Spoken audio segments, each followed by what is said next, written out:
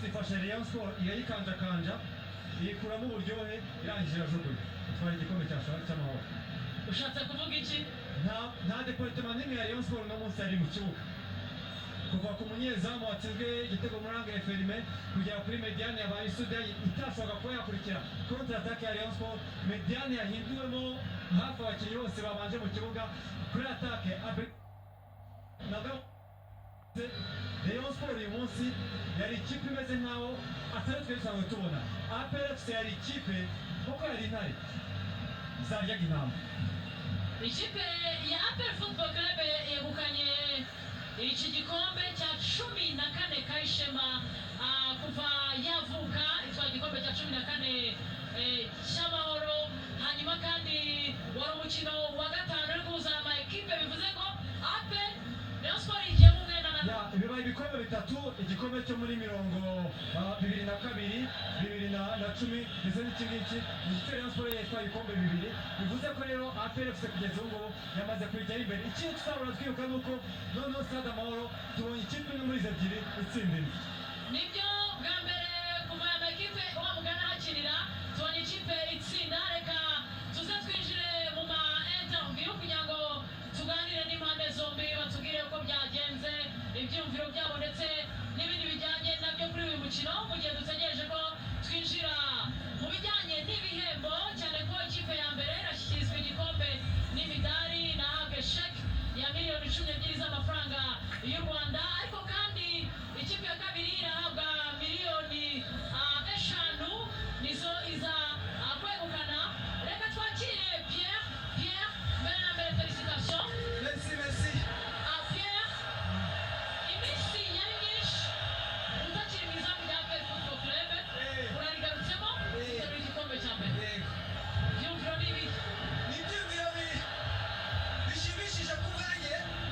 Imana ishimwe yuko ubona yaherukaga finali arayitsinzwe, numvaga aricyo gikombe cy'imicaka kuko shampiyona nsanzwe zitwara. Bashima Imana yuko ubwo twongeye kugera kuri finali ari njyewe wari urimo, twaba dutsinze uwantsinze. Ndishimye cyane, ibikombe bikiri hano nabitwaraga buri mwaka, ariko iki nicyo cyari cyarananiye APR mu myaka umunani ishize. Turabikoze. Ndashimira umuryango wanjye, ndashimira Imana, ndashimira abafana bose. Ni iki cyahindutse kuri Pierre wagarutse mu izamu akongera akagirirwa icyizere? Nta kidasanzwe. Izamu nari mfite mbere nyine nkeka yuko ahubwo riyongereye, ahubwo ni ibihe mu mutwe niho hahindutse. Kuba nzigana itari mu nzongera nkabona amahirwe byarabaye mpita mfatiraho. Nicyo cyonyine ni mu mutwe. Pierre, hari igihe cyageze hafi umwaka wose ushobora utari mu kibuga, ngo warigeze utekereza ko umupira ushobora kumureka? Ikintu cya mbere cyambabazaga, hari igihe udakina wenda biba igihe cyo gusohoka muri ikipe nita nk'iya mbere mu Rwanda. Ku myaka yanjye 22 ndikuzuza n'itatu, numvaga atari cyo gihe. Numvaga nyine ubwo nzamvuye nzajya hanze, kureka umupira ntabwo bikunda, imyaka biragoye. Inota rimwe reba batandukira muri shampiyona, murayiheka cyangwa murashaka kwitwara byo mukayiheka? Bakomerezaho, tuzatsinda imikino yacu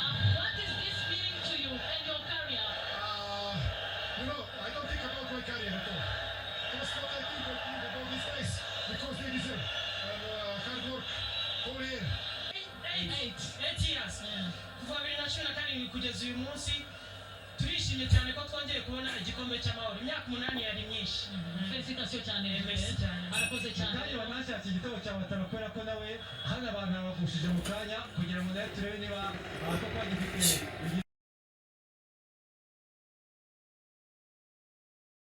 J'ai vu qu'ils étaient en état, donc je me suis dit pourquoi pas me lancer et puis tirer.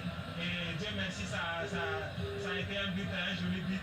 Et je ne peux que remercier le bon Dieu. 5 points, première coupe.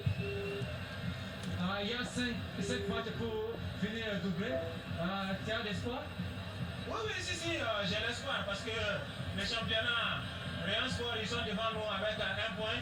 Même si c'est à la dernière journée, on va jouer le titre à fond. Et bon, on verra ce que Dieu va réserver pour nous. Maintenant, l'AP va jouer aujourd'hui la Confédération Cup. Quel est ton objectif?